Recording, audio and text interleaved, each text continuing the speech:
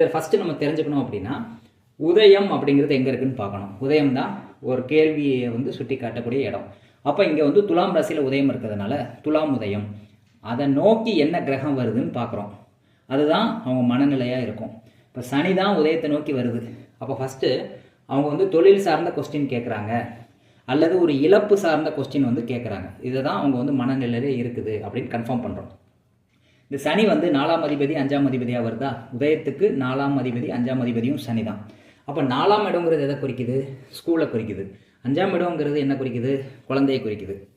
அப்போ பள்ளி, குழந்தை, தொழில், இழப்பு, இந்த 4 சார்ந்த கொஸ்டின் தான் ஏதாவது ஒரு கொஸ்டினாக வந்து அவங்களுக்கு இருக்கணும். இப்போ இவங்க அம்மா வந்து என்ன வச்சுருக்காங்க அப்படின்னா, குழந்தை ஸ்கூல் வச்சுருக்காங்க. பேபி ஸ்கூல் வந்து வச்சுருக்காங்க. அதாவது ப்ரீகேஜி அந்த மாதிரி வச்சு நடத்துகிறாங்க. குழந்தைகளை வச்சு நடத்தக்கூடிய ஸ்கூல் நடத்துகிறாங்க. அப்போ 4ஆம் இடங்கிறது பள்ளியை குறிக்குது, ஸ்கூலை குறிக்குது. 5ஆம்